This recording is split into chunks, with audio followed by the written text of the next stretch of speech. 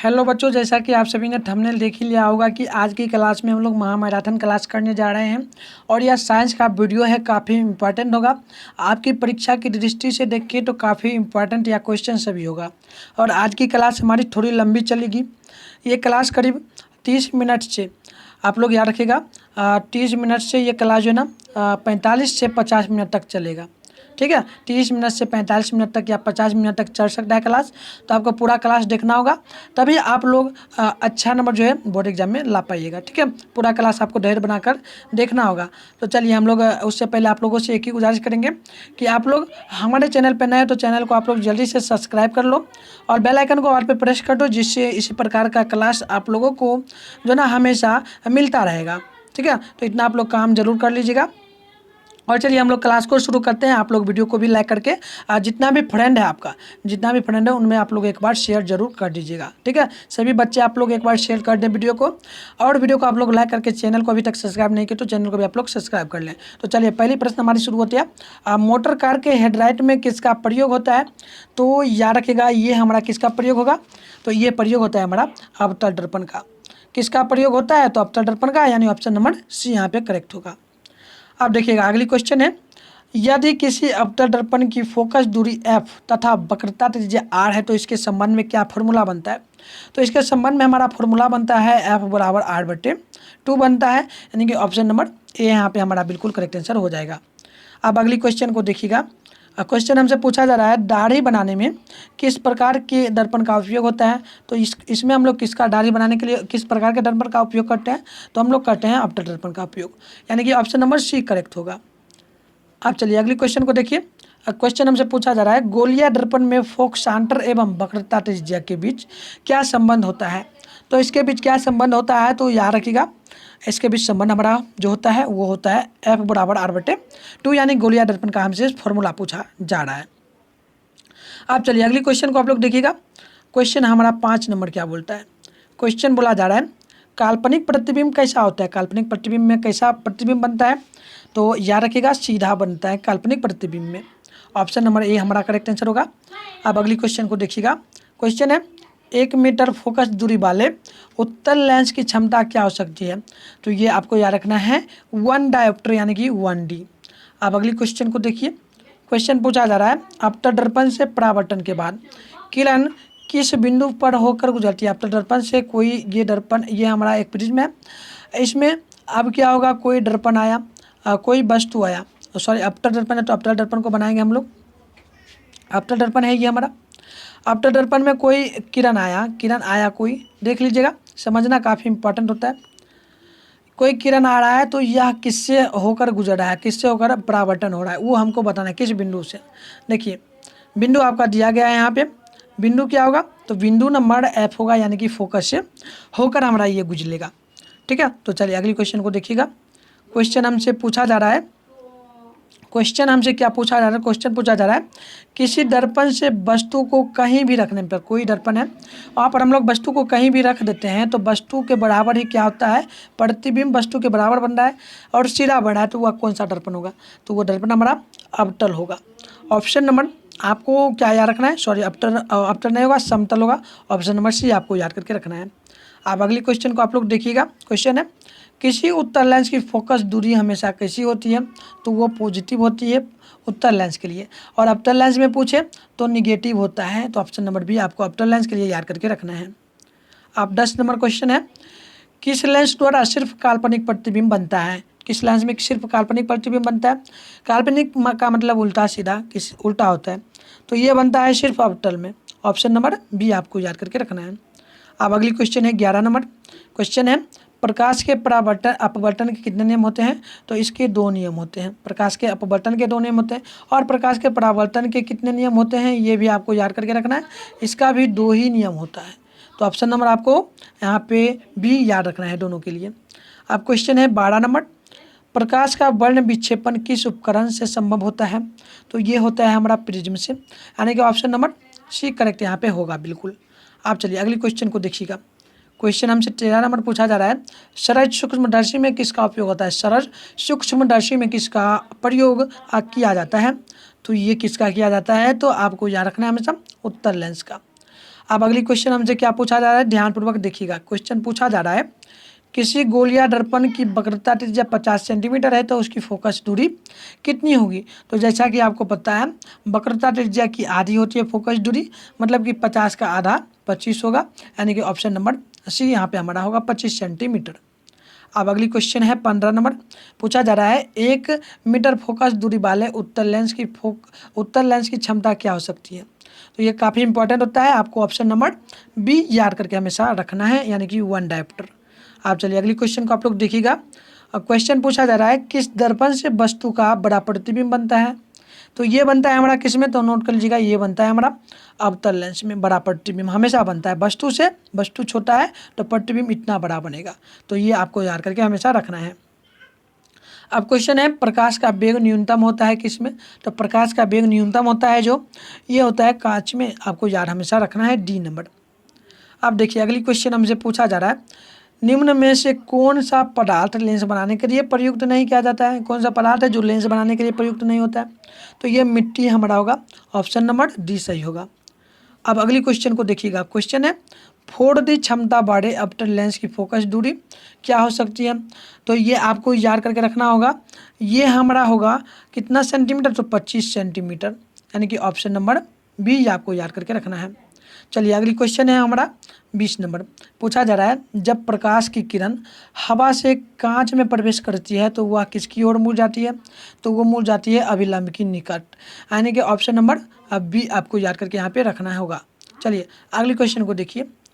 Question पूछा जा रहा है हमसे क्या, तो क्वेश्चन है, विद्युत अपघटनी परिष्करण में अशुद्ध धातु को बनाया जाता है क्या। तो ये बनाया जाता है एनोड को, ऑप्शन नंबर ए हमारा सही होगा। अब चलिए अगली क्वेश्चन है। क्वेश्चन बोल रहा है, शीशा और टीन की मिश्र धातु को हम लोग क्या कहते हैं। तो उसे हम लोग क्या करते हैं, सोल्डर करते हैं। तो ऑप्शन नंबर आपको ए याद करके हमेशा रखना होगा, ठीक है। चलिए अगली क्वेश्चन को आप लोग देखिए। क्वेश्चन हमसे बोला जा रहा है, अधिकतर धातुओं के ऑक्साइड क्या होते हैं। अधिकतर धातु के ऑक्साइड क्या होते हैं, तो ये क्षारीय होते हैं, यानी कि ऑप्शन नंबर सी हमारा यहाँ पे बिल्कुल करेक्ट आंसर होगा। अब चलिए अगली क्वेश्चन है 24 नंबर, ग्रेफाइड होता है, ग्रेफाइड क्या होता है। तो ये विद्युत का सुचालक होता है, यानी कि ऑप्शन नंबर आपको वी नंबर जो है ना याद करके रखना होगा। चलिए अगली क्वेश्चन को देखिए। अगली क्वेश्चन को देखिए। क्वेश्चन है, निम्नलिखित में से कौन सबसे अधिक अभिक्रियाशील धातु है। सबसे अधिक अभिक्रियाशील धातु क्या होगा। तो याद रखिएगा, ये हमारा होना चाहिए क्या, कमेंट करना आप लोग, ये हमारा निकेल होगा, Na, ठीक है, निकेल होगा, इसका मतलब निकेल होता है। लिख देते हैं हिंदी में भी, आप लोगों को यदि ऑप्शन Na ना दे तो निकेल आपको दे सकता है हिंदी में, तो आपको निकेल याद रखना है। तो चलिए अगली क्वेश्चन देखिए। क्वेश्चन 26 नंबर है, इनमें कौन अधातु होते हुए भी चमकीला होता है। तो ये आयोडीन होगा, ऑप्शन नंबर सी आपको याद रखना है। अब क्वेश्चन है हमारा, किस रासायनिक यौगिक को गर्म करने पर प्लास्टर ऑफ पेरिस प्राप्त किया जा सकता है। तो याद रखना है, ये हम लोग किसको कर सकते हैं, तो जिप्सम को करेंगे। किसको करेंगे, तो जिप्सम को करेंगे, ठीक है। चलिए अगली क्वेश्चन को देखिए। क्वेश्चन है, सबसे अधिक सक्रिय धातु क्या होता है। सबसे अधिक सक्रिय धातु क्या होगा, तो ये पोटेशियम होगा, ऑप्शन नंबर बी आपको याद रखना है। तो चलिए अगली क्वेश्चन को देखिए। क्वेश्चन है, लोह एवं इस्पात को जंग से सुरक्षित रखने के लिए उन पर किस धातु की पतली परत चढ़ाई जाती है। तो याद रखिएगा, वो उसमें हम लोग चढ़ाते हैं जिंक को। जिंक का मतलब क्या होता है, पेंट होता है, आप लोगों ने देखा होगा दरवाजा होता है उसमें पेंट हम लोग चढ़ाते हैं, उसी को कहते हैं जिंक, ठीक है। चलिए अगली क्वेश्चन है 30 नंबर। क्वेश्चन है, कौन सा अधातु कमरे के ताप पर द्रव होता है। तो ये हमारा क्या होगा, तो ये हमारा आपको याद रखना है हमेशा, ये हमारा ब्रोमीन होगा, ब्रोमीन होगा। तो आपको ऑप्शन नंबर ए हमेशा याद रखना होगा, ठीक है। चलिए अगली क्वेश्चन है। क्वेश्चन कहता है, बॉक्साइड निम्नलिखित में से बॉक्साइड निम्नलिखित में से किस धातु का अयस्क है। तो ये आपको याद रखना होगा, ये होगा एल्युमिनियम, ऑप्शन नंबर सी सही होगा। अब क्वेश्चन है 32 नंबर, सबसे अधिक तन्य धातु कौन है। सबसे अधिक तन्य धातु क्या होगा, तो आपको याद रखना है हमेशा, सबसे अधिक तन्य धातु हमारा होता है, वो होता है सोना, ऑप्शन नंबर डी आपको याद रखना है। अब देखिए अगली क्वेश्चन है, निम्नलिखित में से कौन अधातु है। अधातु इनमें से क्या है, तो अधातु आपको याद रखना है सी हमारा होगा, क्या होगा, सी होगा। अब चलिए अगली क्वेश्चन है, निम्नलिखित में से किसे चाकू से काटा जाता है? काफ़ी इंपॉर्टेंट होता है प्रश्न। निम्नलिखित में से किसे चाकू से काटा जाता है? तो याद रखिएगा सोडियम को हम लोग चाकू से काट सकते हैं। ऑप्शन नंबर ए सही हमारा हो जाएगा। अब क्वेश्चन है हमारा कितना नंबर? तो 35 नंबर। कार्बन क्या होता है? कार्बन जो है ना क्या होता है? तो कार्बन हमारा जो होगा ये आपको याद रखना है हमेशा, अधातु होता है कार्बन। ठीक है, कार्बन अधातु होता है। अब क्वेश्चन है 36 नंबर। डायनेमो का सिद्धांत आधारित होता है किस पे? डायनेमो का सिद्धांत किस पे आधारित होता है? तो ये आपको याद रखना पड़ेगा हमेशा। ये हमारा सिद्धांत आधारित होता है विद्युत चुंबकीय प्रेरण पे। ऑप्शन नंबर यहाँ पे ए सही हमारा हो जाएगा। अब क्वेश्चन है 37 नंबर। विद्युत धारा उत्पन्न करने की युक्ति को हम लोग क्या कहते हैं? मतलब कि जनरेटर होता है हमारा आंसर। तो जनरेटर की परिभाषा होगा विद्युत धारा उत्पन्न करने की युक्ति को हम लोग जनरेटर कहते हैं। आपको याद रखना है। 2 नंबर के लिए प्रश्न भी आपसे पूछा जा सकता है। जनरेटर किसे कहते हैं? तो याद रखिएगा विद्युत धारा उत्पन्न करने की युक्ति को हम लोग जनरेटर कहते हैं। या फिर आपको पूछेगा जनरेटर विद्युत धारा उत्पन्न करने की युक्ति को क्या कहते हैं? तो जनरेटर कहते हैं। आपको याद रखना पड़ेगा। ठीक है, याद कर लेना आप लोग, ऐसे याद हो गया होगा अभी। चलिए अगली क्वेश्चन देखिए। अब क्वेश्चन है हमारा विद्युत फ्यूज विद्युत धारा के किस सिद्धांत पे कार्य करता है? तो ये उसमें प्रभाव पड़ करेगा। यानी कि ऑप्शन नंबर आपको यहाँ पे ए याद रखिएगा। अब चलिए अगली क्वेश्चन को देखिए। क्वेश्चन 39 नंबर पूछा जा रहा है 1 किलोवाट घंटा किसके बराबर होता है? तो ये होता है हमारा 3.6 गुना 10⁻6 जूल का। यानी कि ऑप्शन नंबर सी हमारा यहाँ पे बिल्कुल करेक्ट आंसर हो जाएगा। अब क्वेश्चन है 40 नंबर। चुंबकीय क्षेत्र का ऐसा मात्रक क्या होता है? तो चुंबकीय क्षेत्र का ऐसा मात्रक हमारा क्या होता है? मतलब होता नहीं है। किसने दिया था ये बताना है। टेस्ला ने दिया था, फैराडे ने दिया था, या वेबर ने दिया था? किसने दिया था? तो याद रखिएगा ये टेस्ला ने दिया था। यानी कि ऑप्शन नंबर बी करेक्ट होगा। अब चलिए अगली क्वेश्चन हमारा यहाँ पर बोला जा रहा है 41 नंबर। अब प्रश्न काफ़ी इंपॉर्टेंट होगा। ठीक है, प्रश्न देखिए। प्रश्न पूछा जा रहा है एक विद्युत फिर से देखिएगा। क्वेश्चन है एक विद्युत धारावाही तार के समीप एक डिक सुई को रखा जाता है तो वह सुई क्या कहलाएगा? तो वह जो है ना विक्षेपित हो जाता है। क्या हो जाता है? विक्षेपित हो जाता है। तो ऑप्शन नंबर ए आप लोगों को याद करके रखना है। आप देखिएगा अगली क्वेश्चन हमसे 42 नंबर पूछा जा रहा है विद्युत घंटा यहाँ पे होगा विद्युत घंटा होगा।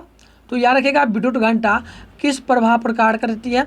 तो ये उष्मीय प्रभाव पर कार्य करती है। यानी कि ऑप्शन नंबर ए आपका यहाँ पे बिल्कुल सही हो जाएगा। सॉरी, ऑप्शन नंबर ए नहीं होगा, ऑप्शन नंबर बी सी होगा, यानी कि चुंबकीय प्रभाव पर। ठीक है, चलिए अगली क्वेश्चन को देखिए। क्वेश्चन है चुंबकीय बल का ऐसा मात्रक क्या होता है? तो इसका ऐसा मात्रक न्यूटन प्रति एम्पियर मीटर होता है। तो ऑप्शन नंबर आपको डी याद रखिएगा आप लोग। ठीक है, चलिए अगली क्वेश्चन को देखिए। अगली क्वेश्चन हमसे पूछा जा रहा है क्या? तो 44 नंबर पूछा जा रहा है विद्युत धारा के प्रवाह दक्षिण से उत्तर दिशा में हो तो दिक् सूचक का विक्षेपण किस की ओर जाएगा? तो ये पश्चिम की ओर चला जाएगा। आपको याद रखना है पश्चिम की ओर चला जाएगा। चलिए अगली क्वेश्चन को देखिए। क्वेश्चन हमसे पूछा जा रहा है 45 नंबर लघु पठन के समय परिपथ में विद्युत धारा का मान क्या होता है? लघु पठन में विद्युत धारा का मान क्या होता है? तो चलिए ऑप्शन नंबर आपका यहाँ पे सी होगा, यानी कि बहुत अधिक बढ़ जाता है, बहुत अधिक बढ़ जाता है। अब चलिए 46 नंबर क्वेश्चन है विद्युत मोटर की क्रिया आधारित किस पे होती है? तो ये आधारित होती है हमारी विद्युत धारा और चुंबकीय प्रवाह पर। ऑप्शन नंबर यहाँ पे ए आपको याद रखना है। तो चलिए अगली क्वेश्चन हमसे पूछा जा रहा है 47 नंबर। क्वेश्चन है विद्युत धारा की दिशा में परिवर्तन होने पर चुंबकीय क्षेत्र की दिशा क्या होती है? तो ये बदल जाती है। क्या होती है बच्चों? बदल जाती है। तो ऑप्शन नंबर आपको ए याद रखिएगा। आप लोग ऑप्शन नंबर याद रखिएगा, ए नंबर। अब क्वेश्चन है 48 नंबर। क्वेश्चन है डायनेमो से किस प्रकार की धारा प्राप्त होती है? डायनेमो से किस प्रकार की धारा प्राप्त होती है? तो ऑप्शन नंबर आपको याद रखना है डिस्ट धारा होगी। ठीक है, चलिए अगली क्वेश्चन को आप लोग देखिए। क्वेश्चन है जल विद्युत संयंत्र किस ऊर्जा को विद्युत ऊर्जा में रूपांतरित कर देती है, यानी बदल देती है?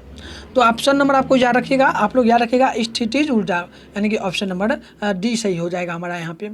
अब क्वेश्चन है 50 नंबर हमारा। क्वेश्चन है किसी वोल्ट मीटर के स्केल पर OV और 17 के बीच 20 विभाजन चिन्ह हैं तो उस वोल्ट मीटर का अल्पमापांक यानी कि लेस्ट काउंट क्या हो सकता है। तो ये क्वेश्चन काफ़ी इंपॉर्टेंट होता है और ये क्वेश्चन याद रखिएगा, अभी तक करीब 2 ही बार पूछा गया बोर्ड एग्जाम में, बहुत बार नहीं आया है। तो ये अब आएगा, इस बार निश्चित रूप से आएगा। तो आपको याद रखना है 0/05 भी, यानी कि ऑप्शन नंबर यहाँ पे बी सही होगा। आप क्वेश्चन देखिए 51 नंबर है, विद्युत बल्ब में कौन सी गैस भरी रहती है।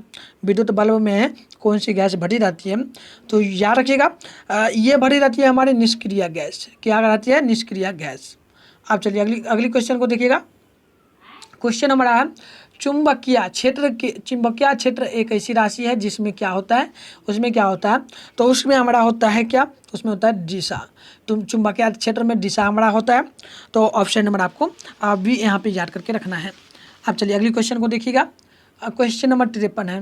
क्वेश्चन है, घरों में विद्युत से दुर्घटना किसके कारण होता है। तो समझ लो शॉर्ट सर्किट के कारण होता है।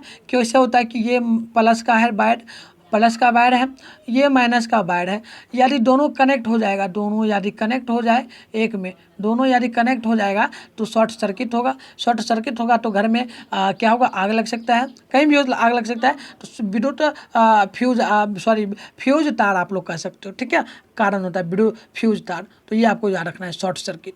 चलिए अगली शॉर्ट सर्किट होगा 53 नंबर क्वेश्चन है। सॉरी, हमने आपको गलत ही बता दिया, शॉर्ट सर्किट होगा। क्या होगा? Option number short circuit. चलिए अगली क्वेश्चन को देखिए। 54 नंबर है, अब भारत में उत्पादित प्रत्यावर्ती विद्युत धारा की आवृत्ति क्या होती है। तो ये पूछने लायक प्रश्न है। ये 50 Hz होता है। तो भी करके इसे आप लोगों को नोट कर लेना है। चलिए अगली क्वेश्चन को देखिए। क्वेश्चन 55 नंबर हमसे पूछा जा रहा है, विद्युत चुंबकीय प्रेरण की खोज किसने की है। विद्युत चुंबकीय प्रेरण की खोज किसने किया था। तो ऑप्शन नंबर ए याद रखिएगा, फैराडे ने किया था। आप क्वेश्चन है 56 नंबर, जीव की जीनी संरचना को क्या कहते हैं। तो इसे हम लोग क्या कहते हैं, जीन रूपापरूप कहते हैं। यानी कि ऑप्शन नंबर आपको यहाँ पे ए याद रखना है, ऑप्शन नंबर ए, ठीक है। चलिए अगली क्वेश्चन को देखिए। यहाँ पे आप लोग को एक बात याद रखना है, यहाँ पे मैं जो टाइपिंग करने में जो है ना भूल गया था, ध्यान नहीं रहा मुझे ऑप्शन देने का। तो आप लोग ऑप्शन यहाँ पर समझ सकते हो, देख लेना ध्यानपूर्वक, ठीक है। क्वेश्चन है, समरूप अंग क्या होते हैं। समरूप अंग क्या होते हैं। तो समरूप अंग हमारा क्या होगा, तो ये समान होगा, एक कार्य समान होता है। समरूप अंग में का समान कार्य होगा। समरूप का मतलब ये होता है कि समरूप का मतलब क्या होता है, देखो ना, समरूप का मतलब है कि समान होगा, समान होगा तो समान कार्य होगा। तो आपको याद रखना है। आप चलिए अगली क्वेश्चन देखिए। ये क्वेश्चन काफ़ी इंपॉर्टेंट होता है। क्वेश्चन कहता है, द ओरिजिन ऑफ स्पीसीज नामक पुस्तक किसने लिखी थी। ये पुस्तक किसने लिखा था। तो देखिए ऑप्शन ए में है डार्विन, बी में है ओपलिन, सी में है लैमार्क, डी में है इनमें से कोई नहीं। तो ऑप्शन नंबर आपको याद करके रखना है 58 नंबर का, ये डार्विन होगा। क्या होगा, डार्विन। चलिए अगली क्वेश्चन को देखिएगा। क्वेश्चन है 59 नंबर। क्वेश्चन है, मनुष्य में कितने जोड़े गुणसूत्र पाए जाते हैं। मनुष्य में कितने जोड़े गुणसूत्र पाए जाते हैं। तो टोटल पाया जाता है 23 जोड़ा गुणसूत्र, यानी कि ऑप्शन नंबर आपको यहाँ पे सी याद रखना है। अब देखिए क्वेश्चन है, समजात अंग क्या होते हैं। तो समजात अंग जो होते हैं ना, ये आपको याद करके रखना है हमेशा, ये रचना में समान होता है, यानी कि ऑप्शन नंबर बी सही होगा। आप चलिए अगली क्वेश्चन है 61 नंबर, हीमोग्लोफिलिया में क्या होता है। हीमोग्लोफिलिया में क्या होता है। तो इसमें हमारा होता है रक्त का धक्का नहीं बनता है। हीमोफिलिया में रक्त का धब्बा नहीं बनता है। तो ऑप्शन नंबर यहाँ पे बी आपको याद रखना है। चलिए अगली क्वेश्चन को देखिए। क्वेश्चन है 61 नंबर, कीटों के पंख, चूंकि चमगादड़ के पंख किस तरह का अंग होता है। यानी कीट का पंख जो होता है और चमगादड़ का पंख होता है, दोनों सेम होता है। तो यह किसका मतलब होता है पंख, किस प्रकार के अंग से आता है। तो ये समवृद्धि अंग से आता है। तो ऑप्शन नंबर यहाँ पे आपको सी नंबर जो है ना याद करके रखना होगा। सी नंबर होगा, सी नंबर होगा जी, 62 नंबर है। चलो सी होगा, सही है हमारा। अब चलिए अगली क्वेश्चन को देखिए। क्वेश्चन है, वर्तमान प्राणियों में कुछ संरचनाएं ऐसी पाई जाती है जिनका शरीर में अब कोई उपयोग नहीं रह गया है, वो ऐसी संरचना को क्या कहेंगे। मतलब कि आपका अंग है, आपके अंग में मान लो आपका अंगूठा जो है ना काम ही नहीं कर रहा है, कुछ काम ही नहीं कर रहा है, तो उस प्रकार के अंग को हम लोग क्या कहते हैं। तो उसे हम लोग क्या कहते हैं, तो नोट कर लीजिएगा, उसे हम लोग कहते हैं अवशेषी अंग, यानी कि खराब अंग कहते हैं। तो बी नंबर आपको याद रखना है। आप चलिए अगली क्वेश्चन देखिएगा। क्वेश्चन 64 नंबर है, कोशिका में पाए जाने वाला अनुवांशिका पदार्थ क्या होता है। तो ये हमारा DNA होगा।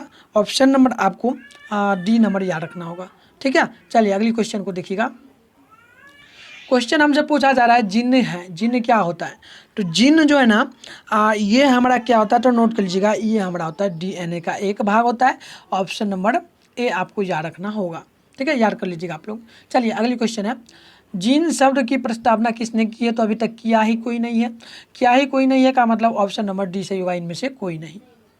आप अगली क्वेश्चन देखिएगा, 67 नंबर है, कौन सा वैज्ञानिक मंडल के नियमों की पुनः खोज जो है ना संबंधित है? मतलब कि कौन सा वैज्ञानिक मंडल के नियमों का खोज पुनः जो है ना संबंधित हो रहा है, पुनः खोजा जा रहा है? तो ऑप्शन नंबर आपको याद करके रखना है, ये हमारा शर्मक होगा। ऑप्शन नंबर ए होगा शर्मक, ठीक है। चलिए अगली क्वेश्चन को देखिए। क्वेश्चन है, मानव में कितने अमीनो एसिड पाए जाते हैं? मानव में कितने अमीनो एसिड पाए जाते हैं? तो टोटली पाया जाता है कितना? तो नोट कर लीजिएगा आप लोग, नोट कर लीजिएगा, टोटली 20 पाया जाता है। तो ऑप्शन नंबर यहाँ पे हमारा सी बिल्कुल सही होगा। अब चलिए अगली क्वेश्चन है हमारा 69 नंबर, अनुवांशिकी उत्परिवर्तन होता है किसमें? अनुवांशिकी उत्परिवर्तन किसमें होता है? तो ये परिवर्तन होता है हमारा क्रोमोसोम में। ऑप्शन नंबर ए सही होगा हमारा, ठीक है। चलिए अगली क्वेश्चन को आप लोग देखेंगे। क्वेश्चन है 70 नंबर, गुणसूत्र बने होते हैं, गुणसूत्र किससे बने होते हैं? तो ये बने होते हैं हमारे किससे? तो नोट कर लीजिएगा, ये बना होता है हमारा DNA तथा प्रोटीनस और RNA से। तो ऑप्शन नंबर यहाँ पे सी आपको याद करके रखना है। चलिए अगली क्वेश्चन को देखिए। 71 नंबर पूछा जा रहा है, कोशिका में अनुवांशिक पदार्थ होता है क्या? तो ये होता है DNA, यानी कि ऑप्शन नंबर ए आपको यहाँ पे याद करके रख लेना है, ठीक है, माइंड में आप लोग बैठा लो। चलिए अगली क्वेश्चन को देखिएगा। अगली क्वेश्चन हमसे क्या पूछा जा रहा है? पूछा जा रहा है जीन कहाँ अब स्थित होता है? जीन कहाँ स्थित होते हैं? तो जीन स्थित कहाँ होता है? तो ऑप्शन नंबर आपको याद रखना है हमेशा, ये गुणसूत्र में होते हैं। और मनुष्य में गुणसूत्र कितने जोड़े पाए जाते हैं? तो 23 जोड़े पाए जाते हैं, ये भी आपको याद रखना होगा, ठीक है। चलिए अगली क्वेश्चन है 73 नंबर, अनुवांशिकी इकाइयाँ जो है ना किस में होती है? तो ये जीन में होती है। ऑप्शन नंबर बी आपको याद रखना है, ठीक है। चलिए अगली क्वेश्चन को देखिए। क्वेश्चन है 74 नंबर, जीन शब्द किसने प्रस्तुत किया है? जीन शब्द किसने प्रस्तुत किया था? तो ये क्या था? जॉनसन ने। किसने किया था? जॉनसन ने, यानी कि ऑप्शन नंबर आपको ए याद रखना है, ठीक है। चलिए अगली क्वेश्चन को देखिए। 75 नंबर पूछा जा रहा है, मलेरिया उत्पन्न करने वाले मच्छर जो मादा होते हैं वो किस प्रकार के जड़ में रहते हैं? तो वो साफ जड़ में रहते हैं। तो आपको बताना है, आपसे बोर्ड एग्जाम में पूछा जा सकता है कि मलेरिया उत्पन्न करने वाला मच्छर जो है ना वह किस तरह का होता है, नर होता है कि मादा होता है? ये आपको बताना है, नर होता है कि मादा होता है। तो याद रखिएगा, नर जो मच्छर होता है वो कभी भी मलेरिया नहीं उत्पन्न करता है। नर का अर्थ होता है पुरुष, मादा का अर्थ होता है महिला, यानी कि आपको मादा याद रखना होगा। यही जो है ना मलेरिया को उत्पन्न करता है। किसको? मलेरिया को। तो आपको ऑप्शन नंबर अगर जो भी दे तो आपको मारना है हमेशा मादा में, ठीक है। काफ़ी इंपॉर्टेंट प्रश्न होता है। आप देखिए 76 नंबर प्रश्न है, हीलियम कैसा तत्व होता है? तो हीलियम जो है ना ये हमारा अक्रिय तत्व होता है। तो ऑप्शन नंबर ये आपको याद रखना है, ठीक है। चलिए अगली क्वेश्चन को देखिए। क्वेश्चन है 77 नंबर, जल और जो जल में हाइड्रोजन तथा ऑक्सीजन की परमाणु संख्या क्या होगी? जल में हाइड्रोजन तथा ऑक्सीजन की परमाणु संख्या क्या होगी? तो देखिए हाइड्रोजन की परमाणु संख्या क्या होती है? तो हाइड्रोजन की परमाणु संख्या 1 होती है। और जल का यानी O2 जल का परमाणु संख्या क्या होता है? तो 2 होता है, 2 होता है। तो आपको देखिए ऑप्शन में दे सकता है 2:1 भी दे सकता है या 1:2 भी दे सकता है। तो कोई एक आपको देगा। तो यहाँ पर क्या दिया ऑप्शन में? 2:1 दिया। तो आपको ऑप्शन नंबर ए में मार देना है। और 1.2 अनुपात भी देता तो वो भी आपको मार देना होगा, ठीक है। कोई एक ऑप्शन आपको मिल जाएगा। आप देखिए अगली क्वेश्चन है, आवर्त सारणी में कितने आवर्त होते हैं? तो आवर्त सारणी इस प्रकार का होता है। इसमें कितने आवर्त होते हैं? तो देखिए बता देते हैं, 1 2 3 4 5 6 7, टोटल 7 रंग होता है। तो 7 आपको याद करके रखना होगा। कितना होगा? 7 आपको याद करके रखना होगा, ठीक है, याद कर लीजिएगा आप लोग। चलिए अगली क्वेश्चन को देखिए। क्वेश्चन है सिलिका। सिलिका क्या है? सिलिका क्या होता है? तो सिलिका हमारा जो होता है ना या कुछ नहीं होता है, इनमें से कोई नहीं होता है। तो ऑप्शन नंबर आपको डी याद रखना है। अब चलिए ये काफ़ी इंपॉर्टेंट प्रश्न होता है, ये बोर्ड एग्जाम में आता रहता है। प्रश्न पूछता है OH का क्रियाशील मूलक कौन है? OH का क्रियाशील मूलक कौन है? तो एल्कोहल होगा। एल्कोहल आपको बी नंबर याद रखना है, ठीक है। चलिए अगली क्वेश्चन को देखिए। क्वेश्चन है प्रकृति में ऑक्सीजन का संतुलन कैसे बना रहता है, प्रकृति में ऑक्सीजन का संतुलन कैसे बना रहता है। तो आपको याद रखना है हमेशा ये बना रहता है हमारा प्रकाश संश्लेषण द्वारा, यानी कि ऑप्शन नंबर बी हमारा यहाँ पे सही होगा। अब अगली क्वेश्चन है 82 नंबर, पौधों में श्वसन क्रिया के अंतर्गत एटीपी के टूटने से कितनी ऊर्जा मुक्त होती है। तो ये याद रखना है आप लोगों को 30.5 किलो जूल प्रति मोल होता है, यानी कि ऑप्शन नंबर आपको ए यहाँ पे याद रखने ला है, याद कर लेना है, ठीक है। चलिए अगली क्वेश्चन है 83 नंबर, मानव हृदय में कितने कोष्ठ होते हैं। तो टोटली 2 कोष्ठ होते हैं, आपको ऑप्शन नंबर ए याद रखना है। अब क्वेश्चन है 84 नंबर, क्वेश्चन है मानव हृदय का औसत प्रकुंचलन दाब लगभग कितना होता है, कितना होता है। तो याद रखिएगा ये टोटली होता है 120 मिमी हाइपोग्राम, ठीक है। तो आपको ऑप्शन नंबर ए याद रखना है। अब चलिए अगली क्वेश्चन है 85 नंबर, क्वेश्चन पूछा जा रहा है पौधों में बाष्प उत्सर्जन किस भाग में होता है। तो ये होता है हमारा किस में, तो पत्ता में होता है, ऑप्शन नंबर सी आपको याद रखना है। आप चलिए अगली क्वेश्चन है 86 नंबर, प्रश्न पूछा जा रहा है कृत्रिम वृक्क किन अपशिष्ट उत्पादों को रुधिर से अपोहन द्वारा पृथक करता है। तो क्या करता है, तो ये करता है नाइट्रोजन, यानी कि ऑप्शन नंबर आपको ए यहाँ पे याद रखना है। अब क्वेश्चन है 87 नंबर, हाइड्रा में प्रजनन किस विधि द्वारा होता है। तो ये होता है मुकुलन द्वारा, ऑप्शन नंबर बी आपको याद रखना है, ठीक है, मुकुलन द्वारा। आप चलिए अगली क्वेश्चन है 88 नंबर, क्वेश्चन है किसी माध्यम के अपवर्तनांक यदि म्यू है तो म्यू का मान क्या होगा। तो म्यू बराबर होता है ना जो साइन आई बटे साइन आर होता है, म्यू बराबर जो है साइन आई बटे साइन आर होता है। क्या होता है लिख भी देते हैं यहाँ पे आपको, साइन आई बटे साइन आर, आपको याद रखना है ऑप्शन नंबर बी, ठीक है। चलिए अगली क्वेश्चन देखिए, क्वेश्चन है दाढ़ी बनाने में कौन सा दर्पण का उपयोग होता है। तो दाढ़ी बनाने के लिए हम लोग ऑप्टो दर्पण का उपयोग करते हैं, तो ऑप्शन नंबर सी सही होगा हमारा। अब क्वेश्चन है 90 नंबर, स्पेक्ट्रम में किस किरण का अधिक झुकाव होता है। स्पेक्ट्रम इस प्रकार का हमारा होता है।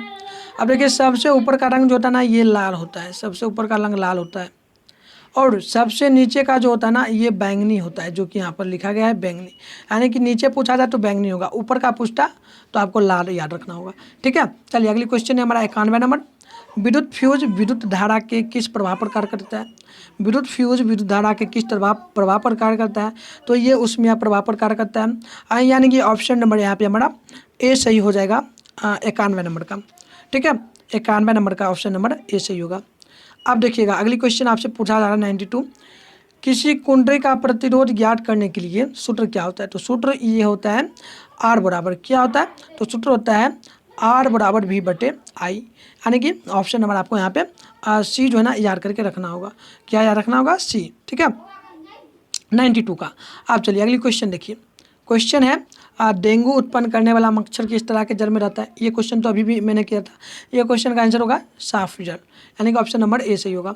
अब क्वेश्चन है 94, निम्नलिखित में से कौन बायोगैस का स्रोत नहीं है। तो पहले जान लो कौन कौन स्रोत है बायोगैस का। तो लकड़ी है, गोबर गैस है, कोयला है, लेकिन नाभिकीय नहीं होगा हमारा, क्या नहीं होगा, तो नाभिकीय ऊर्जा नहीं होगा। तो ऑप्शन नंबर आपको यहाँ पर सी जो है ना सी याद करके रखना है, ऑप्शन नंबर सी।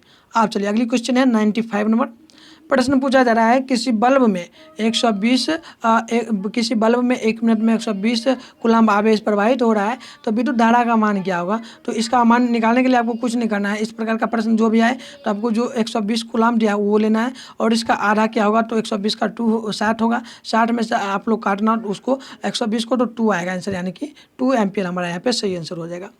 आप चलिए अगली क्वेश्चन है स्पेक्ट्रम प्राप्त करने के लिए किसका उपयोग होता है। तो इसको प्राप्त करने के लिए हम लोग किसका उपयोग करते हैं, तो प्रिज्म का उपयोग करते हैं, तो ऑप्शन नंबर डी हमारा यहाँ पे सही हो जाएगा। अब चलिए अगली क्वेश्चन है 97 नंबर, प्रतिरोध का ऐसा मात्रक क्या होता है। तो प्रतिरोध का ऐसा मात्रक आप लोगों को याद रखना है, ये क्या होगा। चलिए ऑप्शन आपको हमने दे देते हैं, पहले ऑप्शन दे देते हैं, ये ओम होता है, क्या होता है, तो ओम होता है, तो आपको ओम हमेशा याद रखना होगा, क्या याद रखना होगा, ओम, ठीक है। चलिए अगली क्वेश्चन को देखिए, क्वेश्चन है 98 नंबर, परिपथ में विद्युत धारा की माप, यहाँ पे माप होगा, टाइपिंग में गलत हुआ है, माप किससे की जाती है। तो ये की जाती है किससे, तो ये की जाती है ए मीटर से, ठीक है, ए मीटर से की जाती है। आप चलिए अगली क्वेश्चन को देखिएगा, क्वेश्चन है 99, पूछा जा रहा है किस उपकरण में धन आवेश को हम लोग प्लस से और ऋण आवेश को माइनस से चिन्ह करते हैं। तो ये करते हैं किस में, तो ये करते हैं कुंडली में। कुंडली में मतलब नहीं किया जाता है, नहीं करा जाता है, तो कुंडली में हम लोग नहीं करते हैं।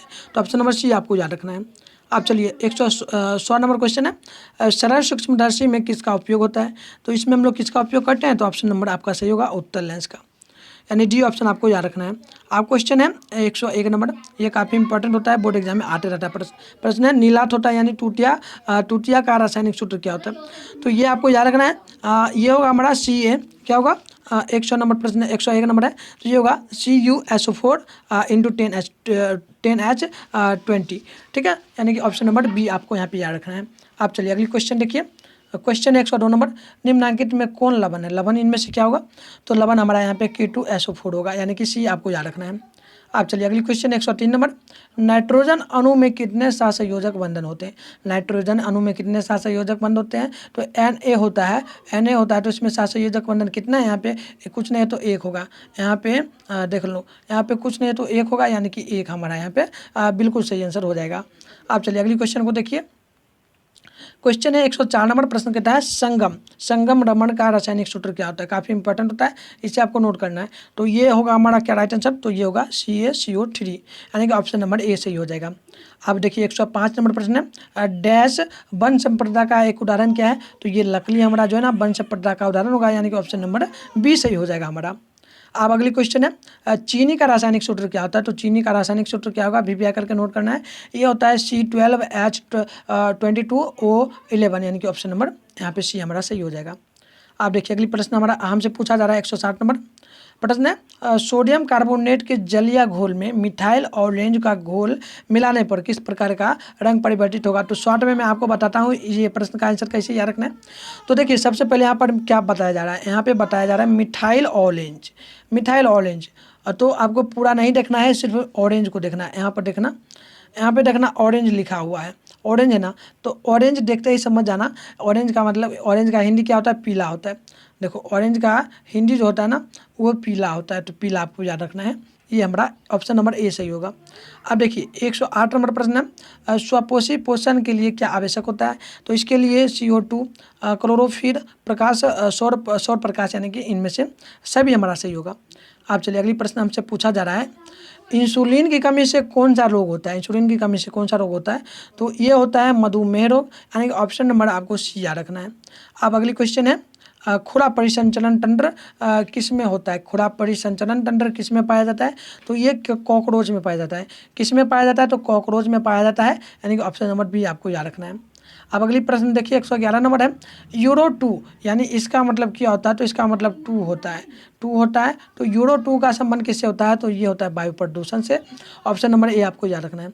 आप प्रश्न 112 नंबर प्रश्न है, निम्नलिखित में से कौन अनवीकरणीय पदार्थ है? इनमें से कौन अनवीकरणीय पदार्थ है? तो यहाँ पे होगा डी और टी होगा सही आंसर, यानी कि ऑप्शन नंबर आपका यहाँ पे ए बिल्कुल करेक्ट आंसर हो जाएगा 112 नंबर प्रश्न का। तो चलिए अगली प्रश्न को देखिए, प्रश्न है क्लोरोफिल वर्णक का रंग कैसा होता है? क्लोरोफिल वर्णक का रंग कैसा होता है? तो इसका रंग होता है हमारा कैसा? तो याद रखिएगा हमेशा हरा होता है। ऑप्शन नंबर ए सही होगा। अब क्वेश्चन है 114 नंबर, एल्किन का सामान्य सूत्र क्या होता है? एल्किन का सामान्य सूत्र क्या होता है? तो एल्किन का सामान्य सूत्र हमारा होता है CnH2n, यानी कि ऑप्शन नंबर ए आपको याद रखना है।